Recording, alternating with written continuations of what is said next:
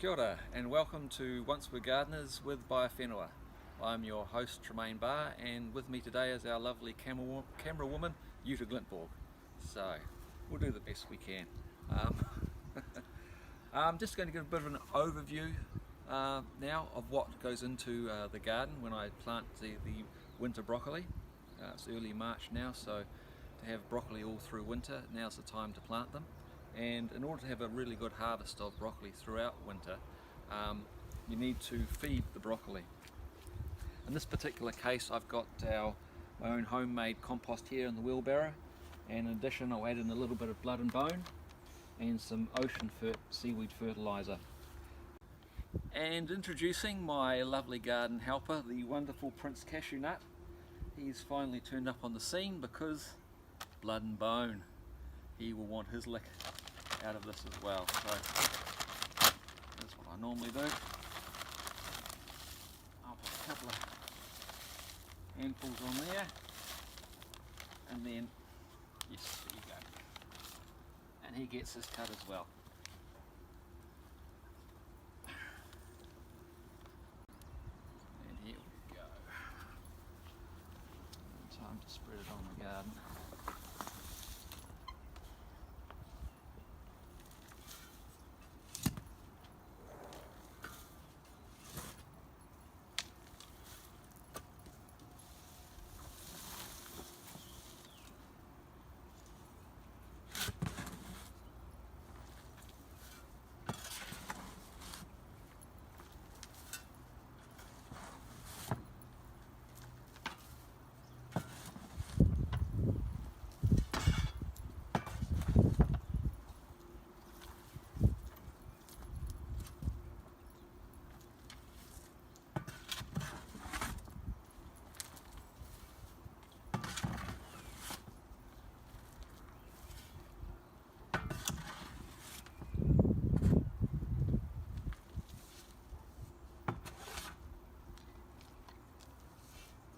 Do. And just rake it over with a nice even topping of compost over the top.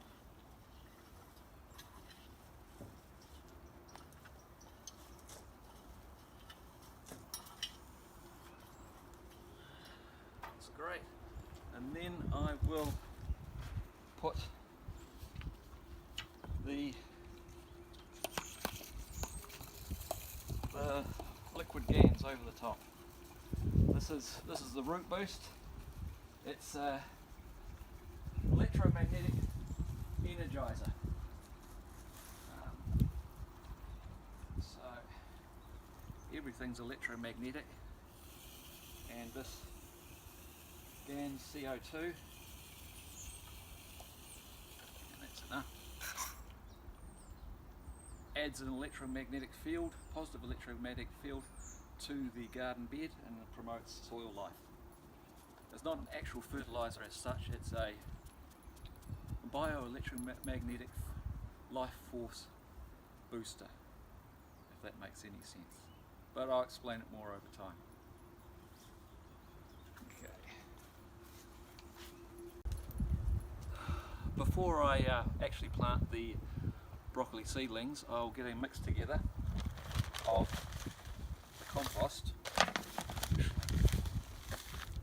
in the bucket, and then a couple of handfuls of seaweed and a couple of handfuls of the organic sheep pellets. Do that, do that, and mix it all together. As I mentioned, broccoli is a gross feeder. It loves to be fed fertilizer, organic fertilizer, whatever fertilizer it is.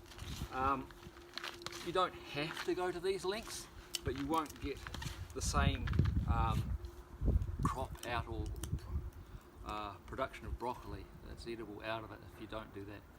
And typically I can get somewhere between 3 to 5 months of broccoli off a typical broccoli plant if you feed it well right from the beginning and all the way through. Whereas like other plants like silver beet and lettuces, this sort of fertilisation isn't necessary. So yeah, broccoli loves it.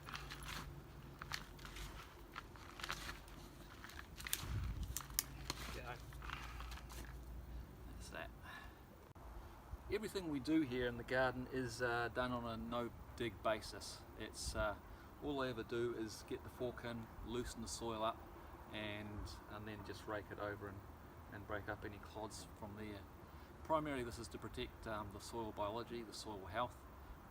So yeah, it's in the old days when I first started in the 1980s being an organic gardener, it was typical. You get the spade, you dig down, you turn it over, and you break everything up. But you're destroying the actual microbiological soil profile in the process.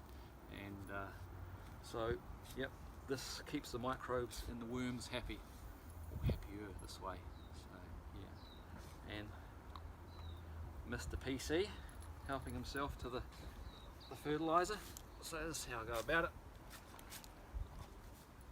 Turn it over, one of those, that's enough, and that, loosen up any roots in the bottom, down, and plant that. There we go.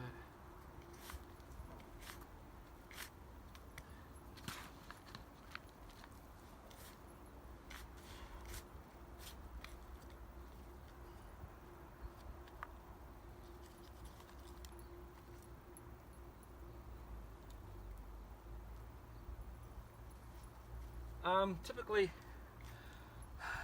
you can plant, when you put so much fertilizer in, you can plant the plants, the broccoli in particular, closer together because there's lot less root competition for nutrients then. So it also allows me to have a denser crop than otherwise you would have in a market garden or something like that, for example. But the less fertilizer you have, the more sort of further you need to space them out. Typically it's 30 centimeters apart. This is a little bit closer than it should be, but with all this fertilizer it's not really necessary, assuming that my mate here doesn't eat it all in the process. So yeah, I'll just get on and plant the rest of it now.